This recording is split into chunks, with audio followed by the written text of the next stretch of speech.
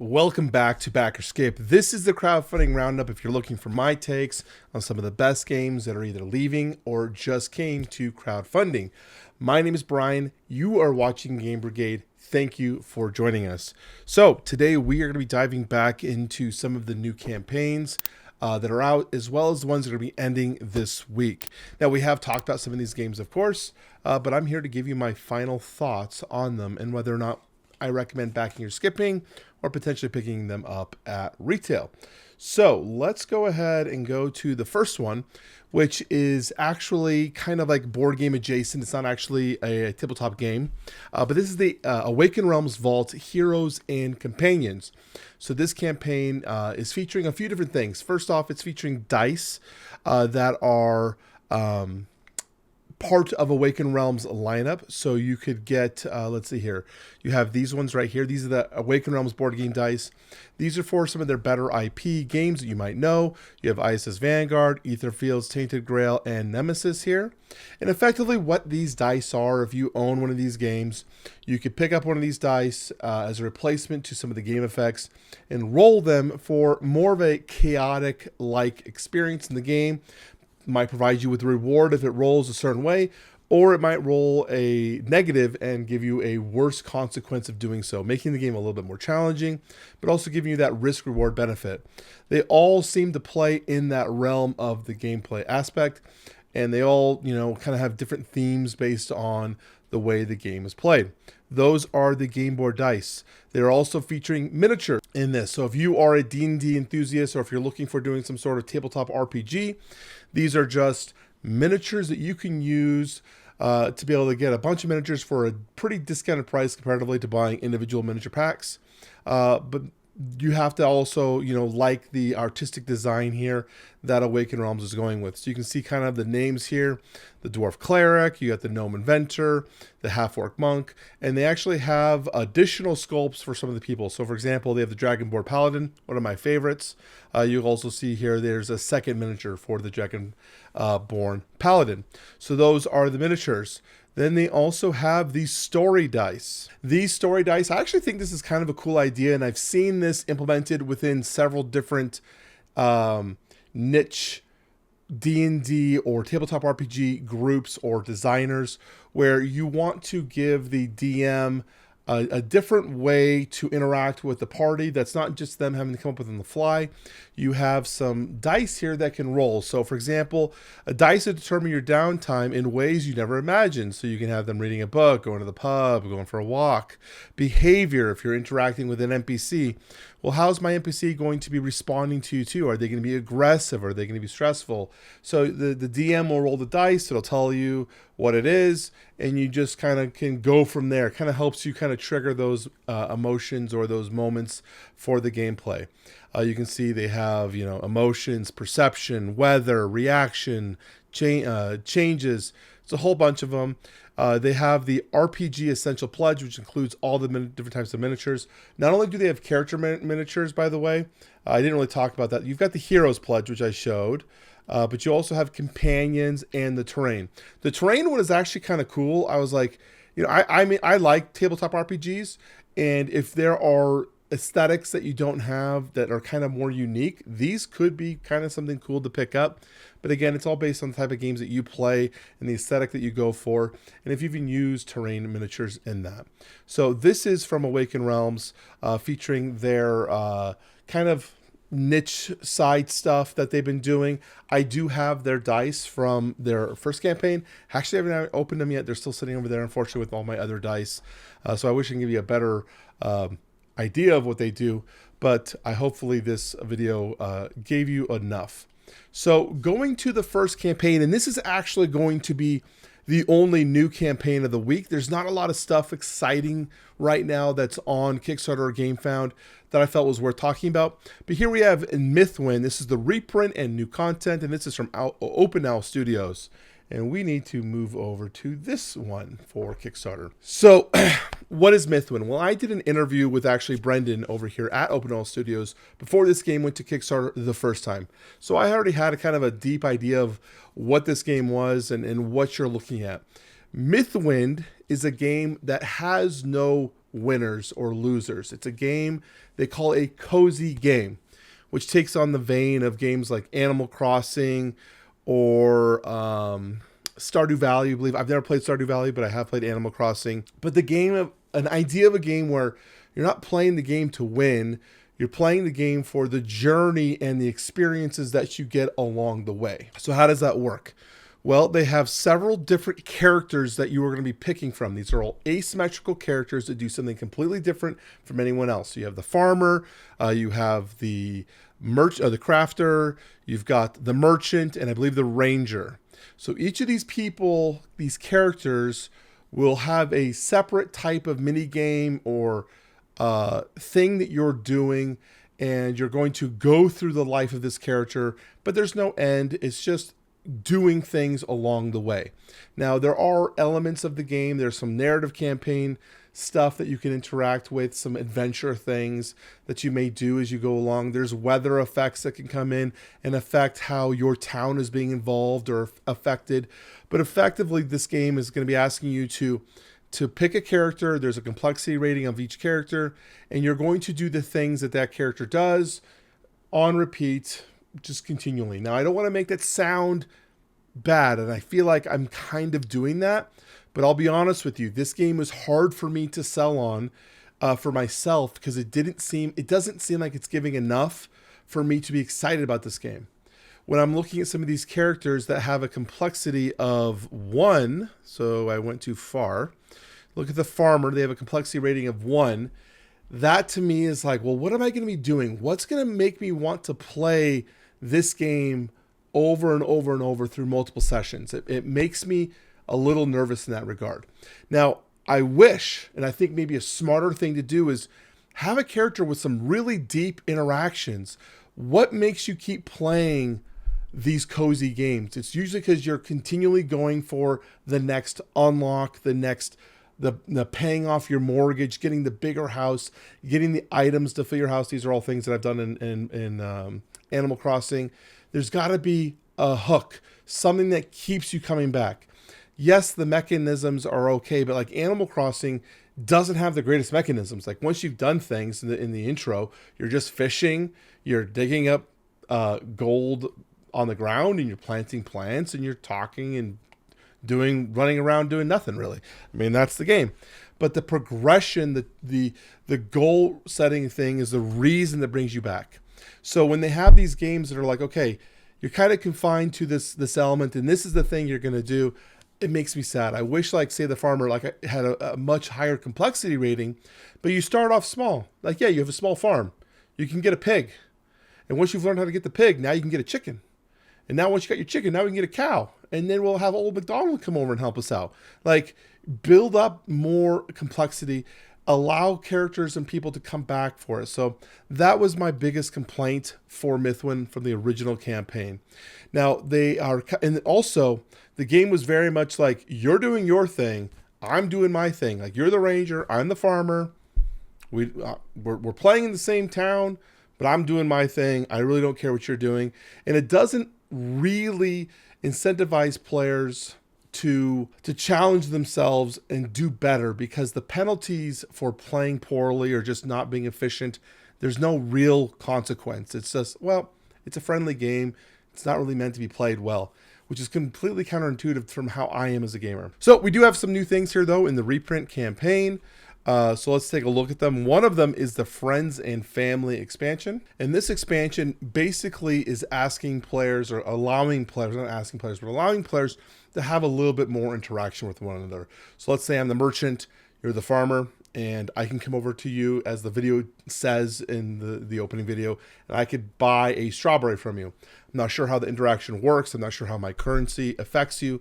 But then when I come back over to me, now I can consume that strawberry for some sort of effect. It allows some sort of interaction with each other in a sense. But I'm not sure how expansive that is in terms of allowing players to be a little bit more connected with one another through their game. So if you're curious, you can go through this. Open Owl Studios has made several different games, but most of the time they require the release and then the reprint with some corrections. This is no different. They're going to be offering some of those corrections as well. If we click rewards, you can see here You can get the new gameplay. If you already own Mythwind, you can get this. This includes those revised rulebooks and reference cards, as well as that friends and family. You can get the Mythwind game by itself, which comes with the bonus Secret Lives of Sprites, or you can get everything, basically the all-in for $355, and they have their myth drop, kind of like the sun drop from Awakened Realms. If you want to get their minis washed, I guess that's an option for $370. That's a lot of money, guys, for effectively a solo experience. And to me, it's completely different from any other type of board game experience you're going to get, which could be a great thing. And I congratulate Open Owl Studios for coming up with something that's really unique in the space. I just am a little nervous that there's not enough meat in the bone to truly make it a great game.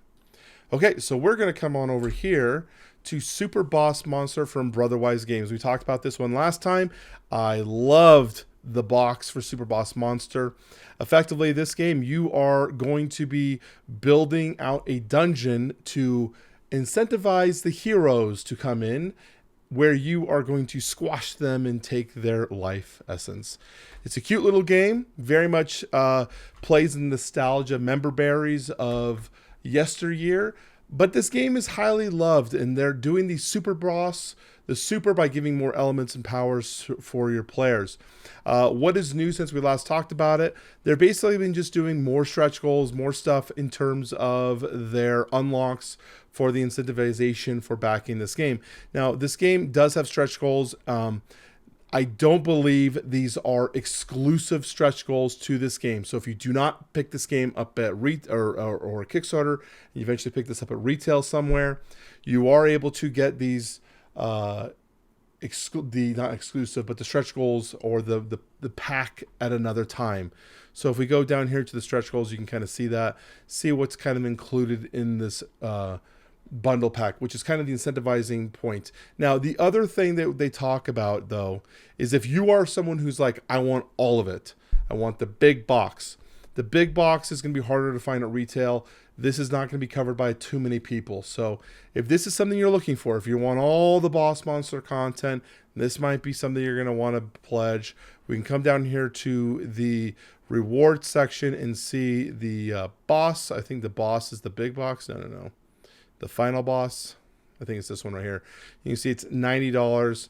It includes the collector's big box. It's not a bad price. You also have the ultimate set here, which includes all this stuff. I love the little boxes. Like, this is what, like, the nostalgia. I told you about that in the last video too. The nostalgia gets me with this one. But that's Super Boss Monster from Brotherwise, I believe. Yeah, Brotherwise Games. Next, we're coming up with Cascadia. 4 days left to go. Killing it, man. 7,133 backers, just under $250,000. This is a roll and write. Cascadia is a very, very popular game. If you haven't played it, I recommend checking it out. It's very fun. Not very expensive to find in retails, like $30. It's a great game. Cascadia Rolling Rivers and Rolling Hills is a rolling right option that's very similar to how Cascadia plays. In Cascadia, you're trying to get different types of tiles that have similar terrain, like mountains or forests or rivers, and you're going to get animals that go into that terrain to try to, get sets and whatnot. It's been a few years since I played it, since it came out. But effectively in this game, you're going to be doing somewhat similar. You're going to roll some dice. You're going to take a dice, one of the animals. You're going to add it to your track, and then eventually you're going to try to, if you can see here, these cards have different types of animals on them. You're going to get those cards once you've achieved those animals, and eventually build it out. It looks good. I think the game looks cute. I'm not a roll and write fan. I talked about that last time. My biases towards roll and write. It's not a game style that I generally go to. But for these family weight games, this is a cute one, and it's an easy one that a lot of people can get into. And because the iconography is so easy to understand, it's one that many ages, from like 7 and up, could potentially play with you. If we're looking at the rewards, we've got we had the print and play, which we talked about, which is super cool. You've got the individual versions of the games, which includes their promos for $20 each. You can get the Rolling Hills or the Rolling Rivers. The differences are just going to be the geographic spaces of the cards and the animals that you're going to be seeing. or you can get both of them together. They are completely able to be mixed together, which is kind of more like the original Cascadia is like anyways in terms of all the terrain. And that's $35. So you're saving $5 doing them both together rather than backing them individually at the $20 cost. Now, they also have some additional pledges here if you're wanting to get a bunch of stuff and split it with other people. Those are an option. But of course, I think the $35 one is probably the one I would go with if I were to back this. Now, the other thing to note though, these games are going to be available in retail. I would, if you're nervous or on the fence at all, don't back it. Wait till retail. Pick it up then. You can then buy one of them and see if you like it and pick up the other one. Works well. Next, we are going over to Veiled Fate Tribunal from Ivy Studios. 37 hours left to go. This is the final hours for them. I am so happy I'm so happy. I love Ivy Studios. They're a great set of people that are really fun to work with, and they truly have a passion for this industry. And so I'm glad to see that they're doing so successful. I have a bias with that, so just know that I'm friends with the people there. They've made almost $1 million, which is so cool. 7,000 backers. What is Veiled Fate? Now, Veiled Fate is I call it a party game. I think it's the closest to a party game that I own personally, which is a social deduction-ish game. Players are going to take on the role of one of these demigods. And either you're playing with a partner or you're playing solo. Now, I always play with a partner. I love the partner gameplay aspect because you don't know who your partner is. Everyone is dealt a face down card, which is going to be the color of the demigod you're controlling, but you don't know who else is controlling demigods. And the way this game is designed is you are going to be moving these demigods around to different types of territories to gain favor or renowned through them, but you don't want people to know who you are, because then they're just going to move yours and make it get bad points, negative points. So you're trying to move around all these tokens, trying to get yours up there, but not make it too obvious who you are. Alternatively, you have a partner doing the same thing, and you need to figure out who they are so you can work together. Because when you play a thing onto one of these, you see these cards where these guys are all stacked up, the three of them. You have these, it's one side or the other. You have scorpions or feathers on one side or the other. You're going to place a card down face down, which is going to have either a feather or scorpion, which is part of the voting aspect. So you need to know who your ally is, so you could also go to the same location with another person and help your person get victory points. It's a really interesting social deduction game. There. Now we talked about what Veiled Fate is. What does this game add? Well, it adds several different modular modular expansions, so they can be played one with the other, or all of them together, or none of them. You can do whatever you want. It's modular. You can do completely changes the game. Hadria is the game changer for this one. One of the problems that we saw, myself with my player group, and I believe other people, is that at some point in the game, the players start flushing themselves out. Like, it's almost like shifting sand in a sifter. Eventually, all the non-owned demigods are going to fall out, and only the players are going to remain at the top. And that's fine because it's part of the game, but it makes it pretty obvious who's who as you're coming down to the age 3, the final rounds. Hadria basically changes that element a little bit, because it's going to eliminate anyone who has more prestige or renowned than her. So you're going to you're wanting to raise her up so she's above your character, but also below the other players' characters. And everyone's going to not just race their character to have the most prestige to win, because you have to worry about where Hadria is at. It adds a completely new element to the game. I would never play Veiled Fate again without Hadria. There.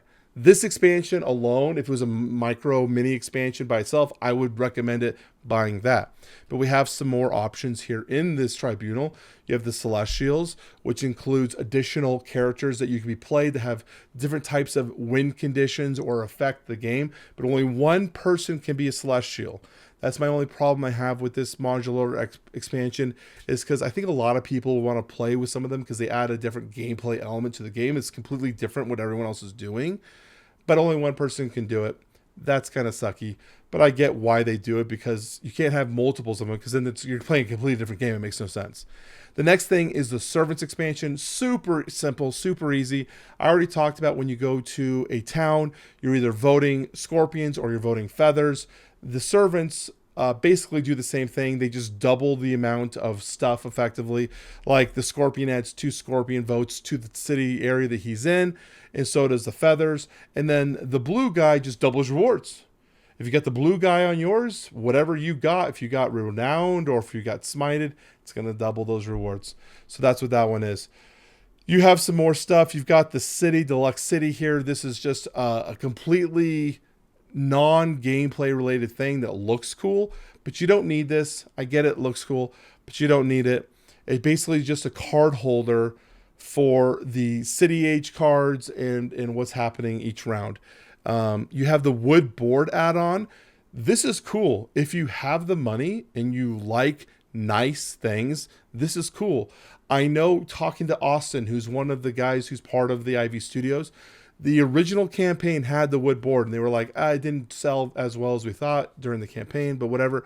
Once it was over, like, people were like emailing him, hey, can I get a wood board? How do I get those wood boards? They're like, we don't have any. They were available in the campaign, and that was it. So they brought them back. They're really nice. This is like something, if you love this type of game, this is something that would be cool to own. I get it though, $199. It's not for everyone. And I don't think you have to own this. I'm just saying it's like buying a Crocodile board. Like, I've got a Tracy board, Crocodile board. It's beautiful. $350. I love it, right? It's something that, like, if you want nice things that are great and you love the game, then it might be worth picking up. So that's what that is. They also have the Make It Metal upgrade. This is basically just taking the plastic minis, which are pretty nice minis, making the deluxeified, making it metal. It's cool. They feel great in your hands. They're heavy. They're beautiful. But that's on you. I don't know. It's just, it's money at that point. They have Moonraker's crew cards. I want these so bad. These are crew cards for the game Moonrakers. It's the first game that I bought. That was Ivy Studios, and I fall in love with it. In fact, we just played this on Saturday at my game night. And these are additional crew cards for those games. So, yeah, that's Veiled Fate. I gave this my pick of the week last week. We're not going to give it the pick of the week this week, only because it's already gotten that accolade. But I love this game. I love the Ivy Studios, and I highly recommend checking it out if you haven't. Also, the game is cheaper to buy now through this than it would be to most likely get it through the store, because I believe the game is like $109 or something through their store, but you can get Veiled Fate plus a Tribunal for $125. So it's a pretty good deal if you do decide to get it. They show you here saving $56. So that's something to note. Next, we're moving on over to Galactic Cruise. 53 hours to go, 6,760 backers, and just over $700,000. This is actually from a first-time publisher, Kinson Key Games. Now, I want you to remember the first-time publisher because we're going to talk about it a little bit later. But Galactic Cruise, on its surface, through all the elements, gives me massive On Mars vibes. Very much massive On Mars vibes. You're going to be moving around. You're going to be getting different types of blueprints and upgrades and getting people to get onto your shuttles. You get ready to take them off. The game looks really good. In fact, if you haven't, I would highly recommend watching this video, because this video gives you a very, very good idea of what you're going to be doing. This is a classic Euro, which has a lot of different ways that you can implement a strategy to win based off what you want to do. And those are the kind of Euros that I like. They give me a lot of options, a lot of different things that I can do to try to find myself a way to win that maybe someone else isn't doing, because someone else is doing a different types of strategy. So this is a great little video to watch because it gives you a good idea of what's happening. So if we come on down here to the gameplay overview, they've got a great sense of to show you how the game works, all the different elements. Like I said, it's a pure Euro, but what this one does more for me is it gives me a lot of different things that I can be doing. The rule book is posted online. I highly praise any company that wants to produce their rule book. They also have their reference book. If you click on this, you can kind of see what's cool about this is you can actually see all the cards or upgrades and segments that are going to be available. So they've got this very much fleshed out. I know some people ask me, like, are you scared of Kinsen-Key games? Like, is this a game that you're hesitant on? Like, no. Like, they look every much like they have everything locked down. Here's the rule book here. You can see all the table of contents is very well laid out. They're showing you the flow of the tables. This is very, very impressive, and that's why I'm giving them my pick of the week. This is very, very impressive. So if we look at the rewards, there's a reason I'm bringing that up, though. Not just to like tell them, like pat their backs. So Promising Supervisor, $89. This is going to get you the base game of the game. We'll talk about add-ons in a bit. Then we have the Galactic Cruise with the Advancements expansion. This is a little bit annoyance for me because they have the Advancements expansion and they have the Accommodations expansions. So these are additional things that are going to be adding to the game here. So if we come down here, Advancements, this talks about the cabin matching module. It's going to be replacing the ones that are in the base game with some different types of modules. You have advanced technology tiles that are going to be introduced in the game, different types of location segments, and a bunch more stuff, which is great. And then you've got the accommodations doing the same thing, adding more. This is starting upgrade cards. It almost reminds me of On Mars Prelude expansion, giving everyone like a starting upgrade to kind of get you a boost with the game, and just a bunch more content. You're going to get more blueprint tiles, which is all great things. Like that's what you want, is more stuff to build, more unique things, make it more fun. It's got a lot of things. I just wish they made this a single expansion. I don't know. Maybe that's better that they're doing two options, because you're like, well, I only want this. I don't really care about the other. But to me, it's like, man, I'd rather just have them both. And I don't like that if I get both, I hope they fit inside the core box, because I don't want to have 3 boxes for this one game, especially when the core box to me looks so good. I love this future World of Tomorrow like design, like Disney World, the World of Tomorrow. I love these looks. I think it's super cool. I love the atmosphere that this is providing. I just wish they didn't have the 2 boxes. The other thing that they have going on here is, you can see, I don't know if you can actually see, they are actually all gone. So it doesn't really matter anymore. But they had these revered investor pledge. This is 30 backers were involved in this one. $500. This got you each future KKG game and expansion. So basically the same thing that Chip Theory Games does with their, I can't remember the name of it, but Chip Theory Games does a thing where they have 10 pledge slots for people who want to get every game that they release from that point on.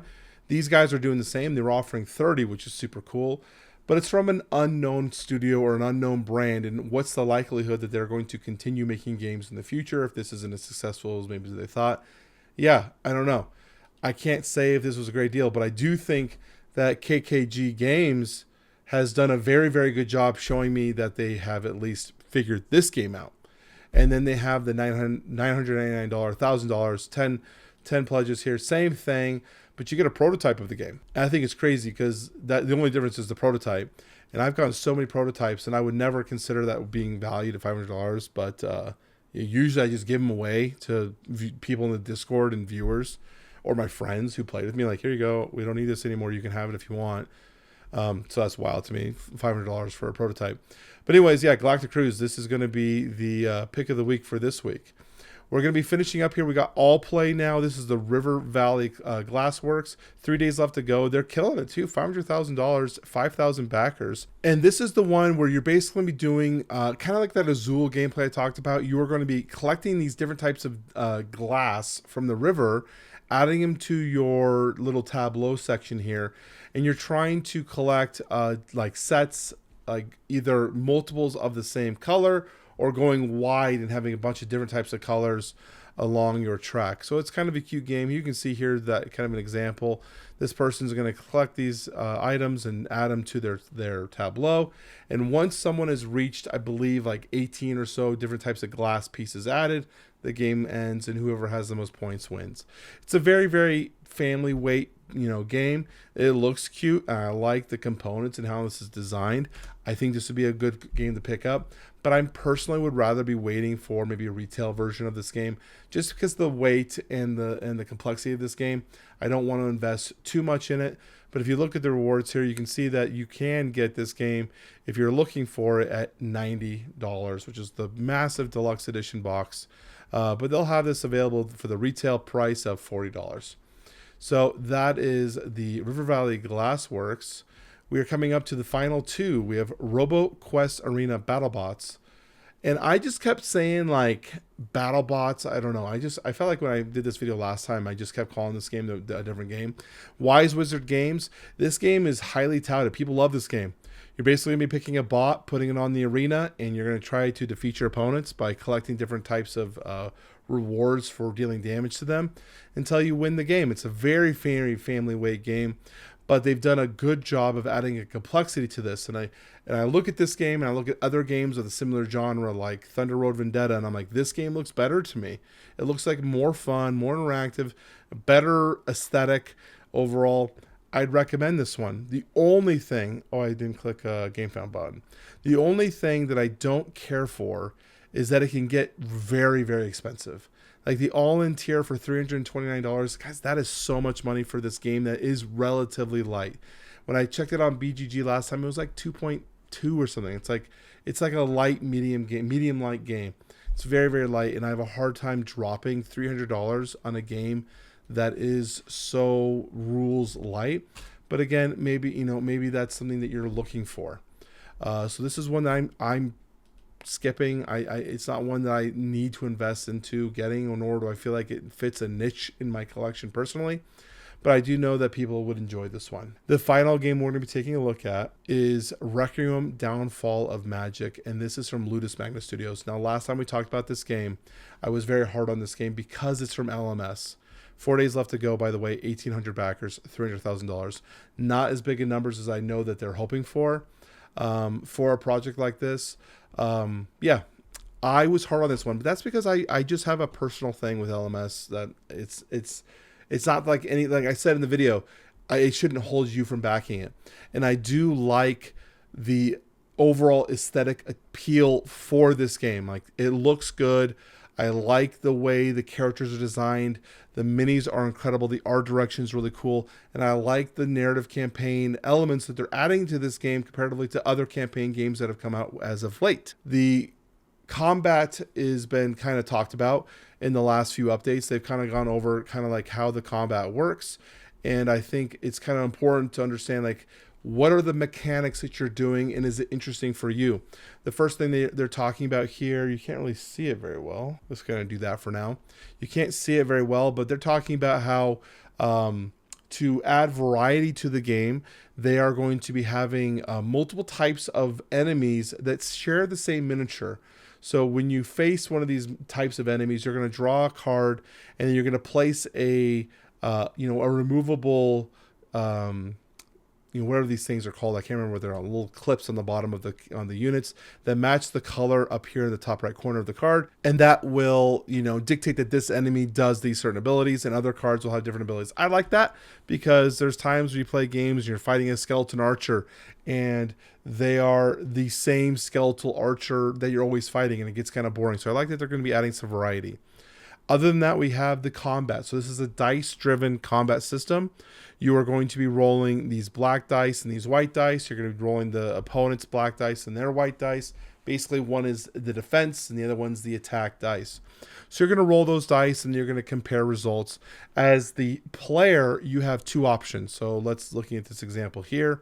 The black dice is going against the enemy's black dice, and they either did 2 damage or they did a damage and what do they call it? A focus point. Now, that's simple. Like, you'd be like, okay, well, I want to do 2 damage. That way I can actually do a damage here. The thing with this game is they have sub points or sub text on every creature. So this creature has like lethal and sadistic. And because of that lethal stat, because of this specific enemy was drawn, that will change the kind of decision points that you're going to make. Alternatively, you can see here on the white dice, it's now your defense versus their attack. They rolled a double defense plus a focus, or a defense and 2 focus. And they talk about, like, okay, on the white dice, the enemy attack shows 2 hits, while the hero's defense shows 2 results. whatever. The enemy's lethal skill, which is right here, lethal, means that they're going to be taking a damage no matter what.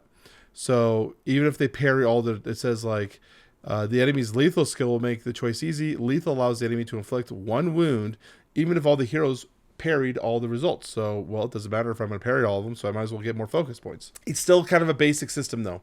Like, this is basic. It's not very complex. I would like to see a little bit more. Now, every hero has a little bit more like a kind of a micro mini game that they're also doing. We're not going to get too much into that one.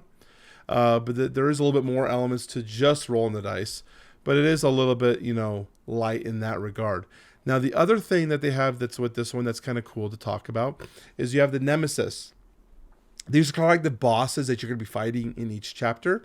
And these bosses have their own kind of unique deck that's going to be kind of their AI implementation. And these have a special set of rules that they're going to be using to win. And the interesting thing is they talk about down here is that there's going to be a Nemesis goal.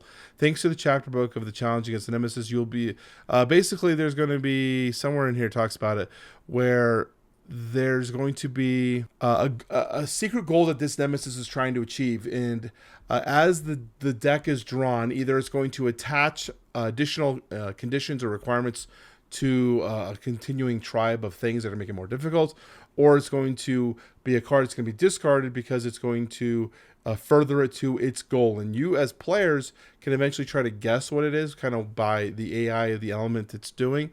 But it doesn't let you just kind of sit around and maybe build up some power or spend too much time wasting, you know, as you try to be perfect because like everyone doesn't want to take hits. There is a ticking clock with this Nemesis mode. So that's kind of cool. They offer another stretch goal here as well based on a social goal. You can check it out. I thought Requiem looked cool. I talked about the last time. I'm not a huge fan of LMS, but they have been delivering their games as of late. So you could take that as you want. They've got a whole bunch of different stuff you can take a look at here. A bunch of stretch goals with some Kickstarter exclusive stuff. I very rarely see LMS games at retail stores as it is. So if you're looking for this game, this might be the best time to back it. So that wraps up today's crowdfunding roundup. Back or skip. Is there anything that you guys are backing based off this list? And this is the first time that we finally have done a full circle where we had the games that were new this week coming to the end of this week. I'm glad we finally got there. I talked about how I wanted to change this element of the video from being just the games that are ending to being the games that are new to the games that are ending. And we finally got a full cycle with that month where we got some those games now coming in. So that's cool. I'm glad we got there. Thank you guys for joining me today and being patient with me. You can hear my voice is still really horsey as we're kind of recovering and getting over this cold. So thank you guys for being patient with me. I know we didn't have too many videos last week, but I promise you we're going to have 3 videos this week. Stay tuned for the one on Wednesday. We're going to be doing the month in review. And then Friday we'll have something cool, something special. So please stay tuned for those. If you're new to the show, thank you for watching. Remember to subscribe and join the community. If you are wanting to talk to me personally, or if you want to talk to my community, we have a Discord. All the links are down below. And if you want to support me and be a cool bro, check out the memberships on the YouTube or Patreon. But I'd rather do the memberships on the YouTube because it's much easier for me to share the special videos that I post for you there. So that's it. I'm going to wrap it up. Thank you for watching. My name is Brian, and I'll talk to you very soon.